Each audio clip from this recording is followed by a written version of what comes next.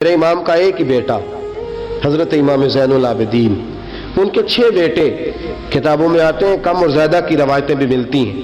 امام زین العابدین ایک لخت جگر اور ایک خاندان کی سپہ سالار بی بی، کون بھلا؟ حضرت سیدہ زینب رضی۔ یہ جناب زینب جب پیدا ہوئی تھی نا تو حضرت علی رضی اللہ تعالیٰ عنہ فرماتے ہیں کہ حضور سفر پہ گئے ہوئے تھے، تو مجھے سیدہ فاطمہ نے کہا کہ بچی کا نام رکھو، تو میں نے کہا کہ میں نے پہلے رکھے ہیں۔ کہا حضور تو سفر پہ ہے، فرمایا آئیں گے تو نام رکھیں گے۔ جناب زینب رضی اللہ تعالیٰ اور حضرت امام زین العابدین کی مختلف روایتوں میں مختلف عمر آئی۔ یہ 2 خاندان کے بڑے بچے تھے، خاندان کے یہ 2 بڑے بچے تھے۔ میرے دوستو، یہ جو ایک اہم مسئلہ آپ کے گوش گزار کروں، پہلے یہ ہوتا تھا پہلے کہ خلافت روحانی بھی اور سیاسی بھی ایک ہوتی تھی۔ امام حسن تک ایک رہی، روحانی خلافت بھی اور سیاسی خلافت بھی ایک رہی۔ مسئلہ تھوڑا باریک ہے، تھوڑا سا آپ کو میرے بات غور سے سننی پڑے گی۔ پہلے خلافت ایک ہوتی تھی، روحانی بھی اور سیاسی بھی۔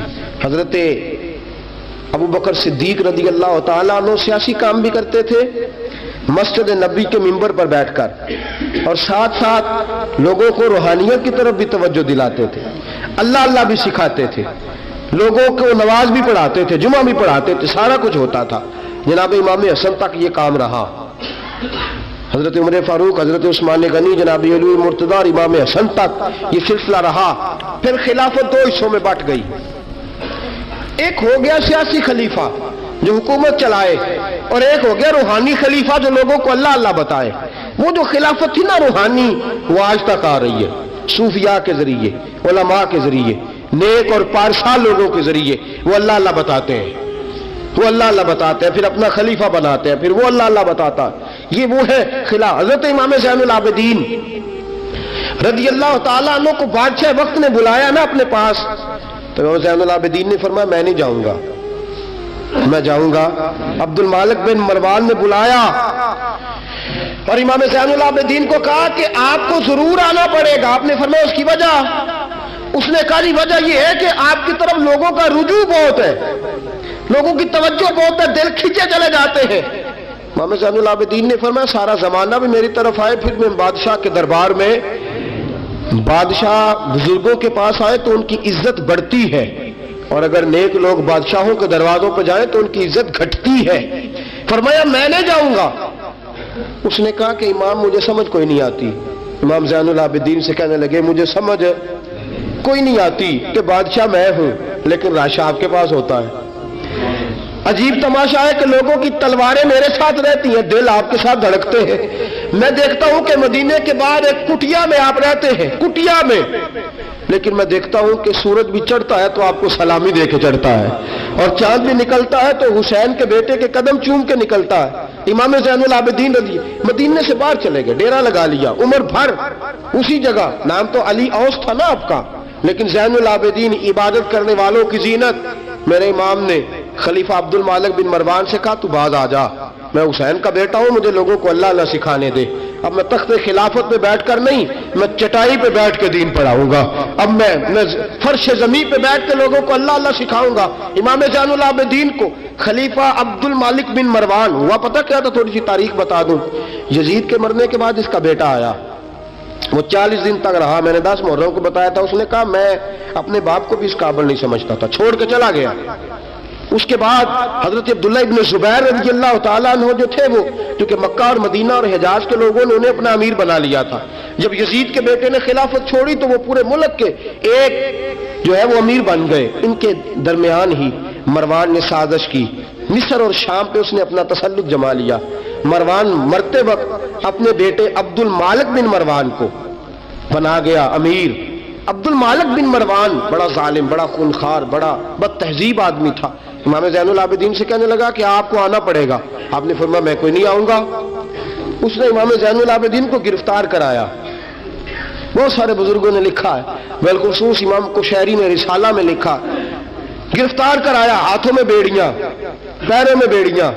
امام زین العابدین جس طرح نکلے تھے نا کربلا سے اور دمشق آئے تھے گرفتاری کے عالم میں، اور پھر دمشق سے مدینے آئے تھے، اسی عالم میں پھر گرفتار کرایا، اور خلیفہ عبد الملک بن مروان کے سامنے جب امام زین العابدین پہنچے تو آپ نے کہا کہ تو نے دیکھا ہے نا میرے باپ کے قاتلوں کا کیا انجام ہوا تھا، تو نے دیکھا ہے میرے باپ کے قاتلوں کا، بعد آ جا۔ اس نے کہا کہ یزید کے پاس طاقت تھی، اس نے آپ کو گرفتار کرا لیا تھا، اب میرے پاس طاقت ہے، میں نے بھی گرفتار کرا لیا ہے۔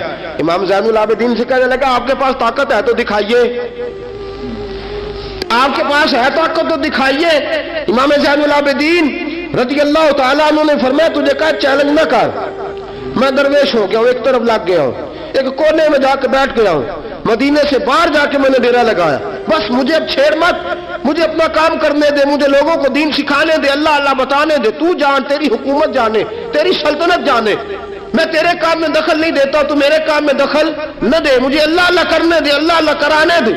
کہنے لگا میرے پاس طاقت ہے، میں نے گرفتار کر لیا ہے۔ امام زین العابدین رضی اللہ تعالیٰ عنہ کے ہاتھ اور پاؤں میں بیڑیاں تھی، امام زین العابدین کی زبان سے نکلا اللہ اللہ اللہ۔ تیسری دفعہ جب آپ کی زبان سے اللہ نکلا ساری بیڑیاں ٹوٹ کے زمین پہ گر گئیں۔ امام زین العابدین کے لیے اٹھنے لگا، فرمایا بیٹھ جا زمین پہ۔ خلیفہ زمین پہ بیٹھا، امام زین العابدین رضی اللہ تعالیٰ عنہ نکلے۔ مجھے نہ کہنا روایت ضعیف ہے، روایتیں ضعیف ہوتی ہیں، عقیدے مضبوط ہونے چاہیے۔ حضرت امام زین العابدین پلٹے اور پلٹ کے کہنے لگے طاقت پہلے بھی ہمارے پاس تھی، طاقت آج بھی ہمارے پاس ہے، جب رب کہتا ہے ہم استعمال نہیں کرتے، اور جب کہہ دیتا ہے تو ہم استعمال کرنا شروع کر دیتے ہیں، بس اللہ کی رضا پہ راضی۔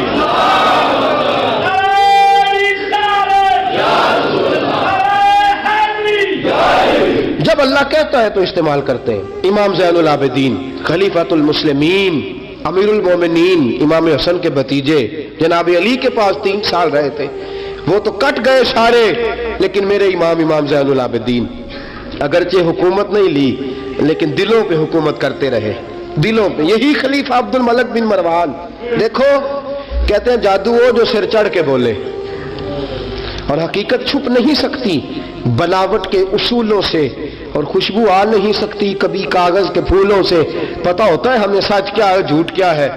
طواف کعبہ ہو رہا ہے، طواف کعبہ، ایک عورت بہت بڑی، اس نے کعبے میں بھی آ کے ظلم کرنے شروع کر دیے، لوگوں کو تنگ کرنا شروع کر دیا۔ ایک بات یاد رکھنا، میں گیا ہوں عمرے پہ، مجھے اللہ نے توفیق دی ہے، لوگ وہاں جا کے بھی باز نہیں آتے، دھکے مارتے ہیں، بڑا کچھ کرتے ہیں، وہ اللہ کا گھر ہے، اگر فضل زیادہ ہے تو وہاں غضب بھی بڑی جلدی ہو جاتا ہے۔ وہ بی بی باز نہیں کہتی تھی میں بہت بڑے امیر کی بیوی ہوں، خبردار کوئی قریب آیا تو، حجر اسود کے قریب گئی تو حجر اسود نے پکڑ لیا، دبوچ لیا، پکڑ لیا، چھوڑتا ہی کوئی نہیں، چمٹ گئی ساتھ، بلاؤ لوگوں کو، بڑا کچھ کیا، لیکن حجر اسود چھوڑتا۔ اللہ آپ کو حج کی توفیق دے، آمین تو کہہ دے، اللہ آپ کو عمرے پہ لے جائے۔ یہ حجر اسود پتہ بندے جا کے بہادری دکھاتے ہیں، میں جب پڑا سٹے 5-7 بندے، میں پھر چمدا رہا بڑا چیر، ایک عقل مندی کیتی ہے، ایک عقل مندی والی بات ہے۔ وہاں جا کے ہمارے بزرگ تو کہتے ہیں وہاں جا کے جانوروں کا بھی ادب کرو، وہ خدا رسول کے مہمان میں دھکے دیتے رہے ہو، کوئی عقل مندی ہے، یہ کوئی بہادری نہیں۔ اگر سوڈان والے کرتے ہیں، ایران والے کرتے ہیں تو وہ جانے، ان کا رب جانے، ان کے عمل جانے، ہم تو وہاں جا کے جانوروں کا بھی ادب کریں گے، ادب کریں گے، احترام۔ نہیں موقع ملتا تو نہ ملے، میرے حبیب نے فرمایا دور سے ہاتھ لہرا کے چوم لو، حجر اسود قیامت والے دن تمہارے ایمان کی گواہی دے دے گا، تمہارے ایماندار ہونے کی گواہی دے گا۔ بی بی چمٹ گئی ساتھ، خلیفہ عبد الملک بن مروان سے کہا کہ وہ بہت بڑے رئیس کی بیوی، اب چھڑا، اب ساری زندگی تخت پہ بیٹھ کے امام زین العابدین کی مخالفت تو کرتا رہا ہے، اب چھڑا۔ نیچے اتر آیا، تو بی بی کے خاوند کو کہنے لگا زین العابدین کے پاس چلے جاؤ، اگر حل ہے تو اس کے پاس ہے، اگر کوئی علاج ہے تو اس کے پاس ہے، اس کے پاس جاؤ، میں چھڑا سکتا، ادھر جاؤ، ادھر وہ ہے دروازہ، وہ ہے جناب علی کا پوتا، وہ ہے امام حسین کا جانشین، وہ بیٹھا ہے۔ زین العابدین تیرا تو سارا گھر کربلا میں کٹ گیا تھا، تیرے پاس تو رہنے کو مکان تک نہیں بچا تھا، خون کی ندیاں بہ گئی تھی، اور یہ کیا معاملہ ہے؟ امام زین العابدین کی سیرت اور صورت لوگوں کو بتاتی ہے کہ اب بھی اگر محبتوں کی وجہ سے دل جھکیں گے تو ہمارے خاندان کی طرف ہی جھکیں گے۔ امام زین العابدین کے پاس گئے، इमाम ज़ैनुल आबिदीन अपने हुजरे में बैठे, कहा जनाब एक बीबी हजर अस्वद के साथ लग गई, आप आइए। इमाम ज़ैनुल आबिदीन रज़ी अल्लाह तआला अन्हु ने फरमाया मैंने सुना है रईस की बीवी है, लोगों को तंग करती है, छुड़ा लेगा? उन्होंने कहा हजरत जी वो भी आया हुआ है, वो कहता है अगर छुड़ा सकता होता तो पहले भी छुड़ा लेता, मेहरबानी करे। इमाम ज़ैनुल आबिदीन उठे, उनके साथ गए, उस बीबी से जाके कहने लगे तू तौबा करती है? तौबा करती है? कहने लगी करती हूँ। इमाम ज़ैनुल आबिदीन के हाथ उठे, लफ्ज क्या है? या अल्लाह तू जानता है ना मैं कौन हूँ।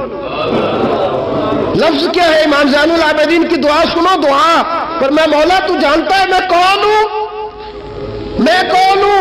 रावी कहते हैं इमाम ज़ैनुल आबिदीन की जुबान पर लफ्ज है या अल्लाह तू जानता है ना मैं कौन हूँ। बीबी धड़ाम से पीछे गिरी और कहने लगी अल्लाहु अकबर, धड़ाम से पीछे गिर गई। अल्लाहु अकबर। अली का घर भी क्या घर है कि जिस घर का हर एक बच्चा जिसे देखो वही शेरे खुदा मालूम। और मेरे आला हज़रत फरमाते हैं तेरी नस्ल पाक में है बच्चा बच्चा नूर का, तू है ऐने नूर, तेरा सब घराना नूर का। जनाब इमाम ज़ैनुल आबिदीन रज़ी अल्लाह तआला अन्हु क्या कहते हैं, या अल्लाह तू जानता है ना मैं कौन हूँ। एक वो थे जो मिट गए, मिटते हैं, मिट जाएंगे, मिटते हैं आदा तेरे, न मिटा है न मिटेगा कभी चर्चा तेरा। एक वो थे जो मिट गए और एक ये मेरे इमाम का साहबजादा है। और मेरे दोस्तों वो जो बात मैंने पहले कही ना, ये अकड़े रहे, ये जालिम अकड़े रहे, मर गए। मेरे इमाम का ये साहबजादा, एक साहबजादा मदीना मुनव्वरा के एक कोने में, एक नुक्कर में सारी जिंदगी। लोग कहते हैं कि इमाम ज़ैनुल आबिदीन का हाल ये था, नमाज शुरू करते इतनी लंबी नमाज पढ़ते कि भूल जाते सारा जमाना। इमाम ज़ैनुल आबिदीन नमाज पढ़ रहे हैं, घर में आग लग गई है, छोटा बच्चा आपका छोटा साहबजादा करीब सोया हुआ है। इमाम ज़ैनुल आबिदीन रज़ी अल्लाह तआला अन्हु नमाज पढ़ रहे हैं, आग लग गई, बच्चा करीब सोया, लोग आए, शोर मच गया, आग बुझाते रहे, बच्चे को उठा के ले जाते रहे। नमाज के बाद इमाम ज़ैनुल आबिदीन ने देखा, फरमाया ये क्या है, ये खाक किस किस्म की। उन्होंने कहा हज़रत जी घर में आग लग गई थी आपको पता ही नहीं। कहा क्यों क्या हुआ? कहा हम सारा जमाना आग बुझा रहा था, आप नमाज पढ़ रहे थे। फरमाया तुम दुनिया की आग बुझा रहे थे, मैं नाना मुस्तफा की उम्मत पर दोज़ख की आग बुझा रहा था। तुम दुनिया की आग बुझा रहे थे, मैं हुजूर की उम्मत के लिए दोज़ख की आग बुझा रहा था। तुम दुनिया की बुझाते रहे, मैं दोज़ख की बुझा।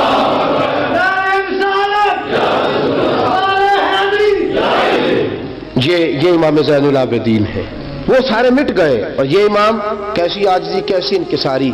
हजरत इमाम हसन बसरी ये खलीफा है इमाम ज़ैनुल आबिदीन के भी, और खलीफा है हजरत इमाम बाकर के भी। इमाम बाकर इमाम ज़ैनुल आबिदीन के बेटे हैं, इमाम जाफर सादिक उनके पोते हैं। हजरत इमाम ज़ैनुल आबिदीन रज़ी अल्लाह तआला अन्हु के बारे में हजरत हसन बसरी फरमाते हैं कि रात का सन्नाटा था, काबे में उस वक्त इतना राश नहीं होता था, मैं करीब ही ठहरा हुआ था। आधी रात का वक्त एक नौजवान के रोने की आवाज आई, या अल्लाह मेरे गुनाह बख्श दे, या अल्लाह मुझे माफ कर दे, या अल्लाह मुझे माफ कर दे। वो चीखता। इमाम हसन बसरी फरमाते हैं कि मैं सोया हुआ था अपने उजरे में, काबे के करीब ठहरा हुआ था। फरमाते हैं कि मेरी उस नौजवान की आहोजारी की वजह से मेरी आंख खुल गई, उसकी तड़प की वजह से मैं उठा। तो फरमाते हैं कि मैंने सोचा बहुत बड़ा कोई गुनाहगार आ गया है। फरमाते हैं कि वो क्या कहता है, जब मैं उठा हूँ काबे के करीब गया हूँ कि जाकर तसल्ली देता हूँ, तो उसकी जुबान से जुमला निकला, कहने लगा या अल्लाह मुझे क़यामत में जलील न करना, ऐ अल्लाह अगर मेरे अमल अच्छे नहीं तो मुझे क़यामत के दिन अंधा करके उठाना, मैं तेरे नेक बंदों के सामने क्या जवाब दूंगा। फरमाते वो नौजवान तड़पता है, रोता है। हजरत हसन बसरी फरमाते कि मेरे पहुंचते पहुंचते वो इतना बुलंद आवाज से तड़पने लगा कि बेहोश होकर जमीन पे गिरा। आप फरमाते मैं करीब गया, उस नौजवान के करीब गया तो बड़ी खूबसूरत खुशबू मुझे आई। फरमाते मेरे दिल में ख्याल था तसल्ली दूंगा कि बेटा ठहर जा, मैं भी दुआ करता हूँ, तू भी दुआ कर, अल्लाह बड़ा मेहरबान है, माफ कर देगा। फरमाते हैं जब मैंने उस नौजवान के चेहरे से जुल्फे हटाई, गर्द साफ की, तो मेरे पांव तले से जमीन निकल गई। ये तो इमाम हुसैन का बेटा ज़ैनुल आबिदीन है, ये तो इमाम हुसैन के लख्त जिगर, अलीउल मुर्तजा के जिगर पारे जनाब सैयदा फातिमा के नूर नजर है, ये तो हजरत शहर बानो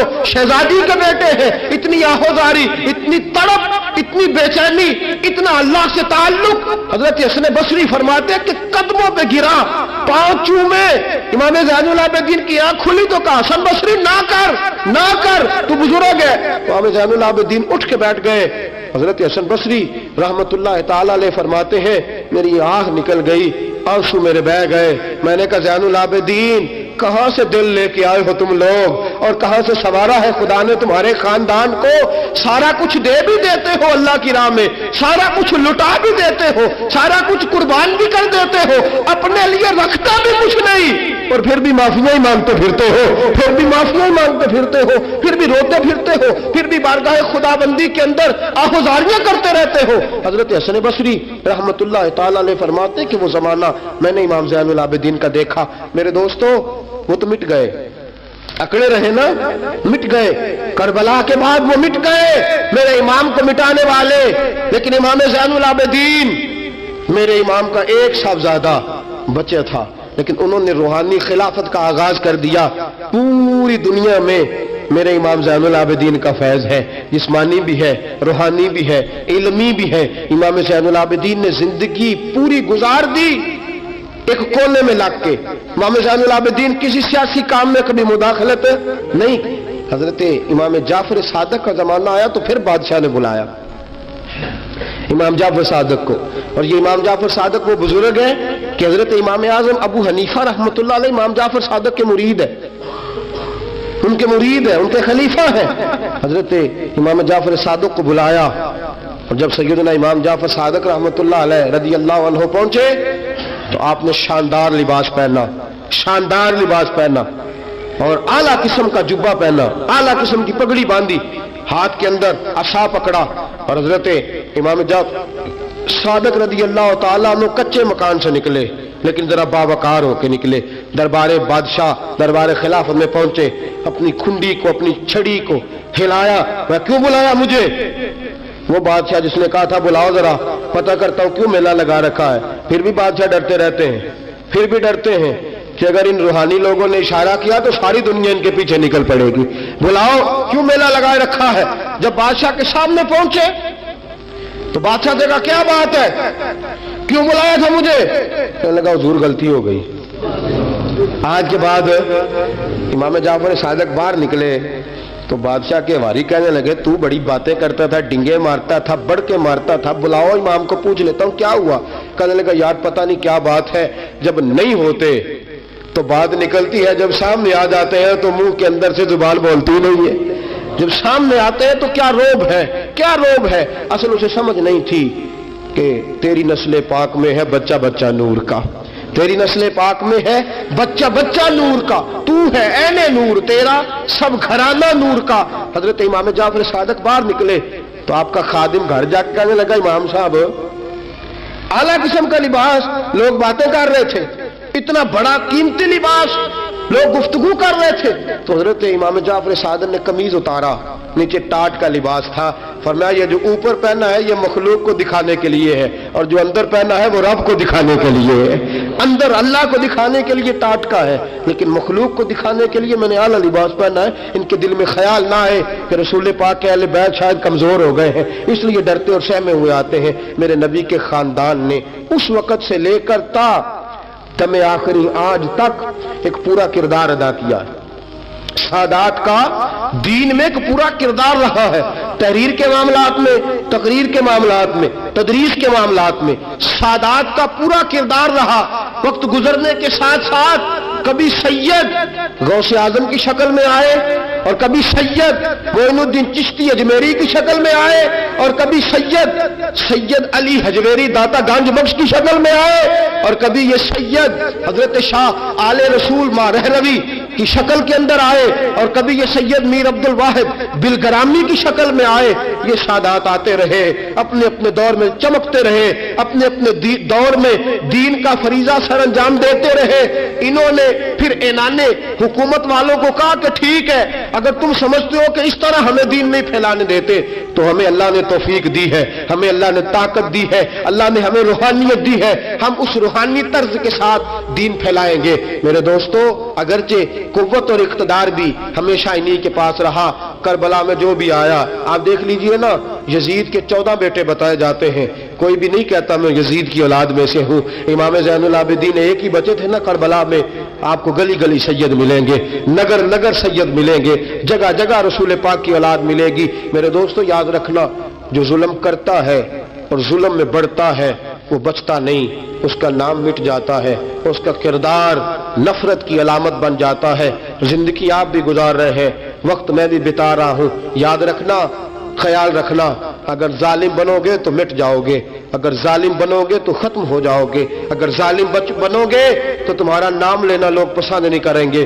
ظلم کا نشان بن کے نہ رہنا، محبت کی علامت بن کے رہنا۔ اگر کبھی مار بھی کھانی پڑی تو وقتی طور پہ کھا جانا، تھوڑی دیر کے لیے مار کھا کے دیکھنا، کبھی کبھی مار کھانے میں بھی بڑی عزت ہوا کرتی ہے، کبھی کبھی مار کھانے اور برداشت کرنے میں بھی بڑا وقار ہوتا ہے، کبھی یہ بھی کر کے دیکھو، اس میں بھی ایک ذائقہ ہے، اس میں بھی ایک لطف ہے۔ میرے عزیزوں، جو ظلم کرے گا نہیں رہے گا، جو ظلم کرے گا اگر کتنے بھی اس کی ہاں اولادیں ہو جائیں اس کا نام نہیں چلے گا۔ جو محبت کرے گا، جو مار کھائے گا، خواجہ معین الدین چشتی نے بڑی مار کھائی، داتا علی اجمیری نے ہندوؤں سے بڑی مار کھائی، حضرت غوث پاک جیلانی کو بڑا ستایا گیا، یہ مار تو کھاتے رہے لیکن پیغام حق پہ ڈٹے رہے۔ جسے مار کھانی آ جائے، مار کھانی، بلکہ ملا رومی فرماتا ہے جسے کٹنا آ جائے وہ بچ جاتا ہے، جسے قربان ہونا آ جائے اسے عزت مل جاتی ہے۔ جو برداشت کرنا سیکھ جاتا ہے وہ محبت کی علامت بن جاتا ہے۔ میدان کربلا نے یہ سبق دیا کہ اگر وقتی طور پہ مار کھانی پڑی تو ذرا کھا کے دیکھنا، لیکن کھانا حق کے رستے میں، کھانا حق کے رستے میں۔ اور ایک اور بات بھی ذہن کے اندر رکھیے، ضروری نہیں کہ کسی جگہ پہ کثرت ہو جائے، زیادہ ہو جائے تو وہ حق کی علامت ہی ہو۔ ہمیشہ کثرت حق کی علامت، اتبعوا سواد العظم والا معاملہ دوسرا ہے، لیکن کثرت ہمیشہ صداقت کی علامت نہیں ہوتی۔ یزید کے ساتھ تھے تو بہت زیادہ، لیکن کبھی بھی دل کے ساتھ انہوں نے یزید کی سپورٹ نہیں کی، تھے بہت امام حسین کے ساتھ، اس وقت تو تھوڑے تھے، لیکن ذرا آج تک دیکھیے کتنے ہیں جو امام حسین سے پیار کرتے ہیں، میدان کربلا سے لے کر آج تک۔ اور پھر کسی نے کہا تھا نا، انسان کو بیدار تو ہو لینے دو، ہر شخص پکارے گا ہمارے ہیں حسین۔ پھر دیکھنا صبح قیامت تک کتنے ہیں۔ حق کے نام پہ ڈٹ جاؤ، اگر تم ایک بھی ہوئے، دو بھی ہوئے، 10 اور 12 14 بھی ہوئے، رہنا حق پہ قائم رہنا۔ مار کھا کے دیکھنا، اس میں بھی بڑی لذت ہے۔ ظلم سے بچنا، ظلم بہت بڑا عیب ہے، ظلم بہت بڑی بیماری ہے، لگ جائے گی تو نام و نشان مٹا دے گی، ختم کر دے گی صفحہ ہستی سے ظالم کو۔ اللہ میں ہر قسم کے ظلم سے بچائے، ہمیشہ مدحت خیر الانام میں گزرے، دعا ہے یہ عمر درود و سلام میں گزرے۔ وآخر دعوانا الحمدللہ۔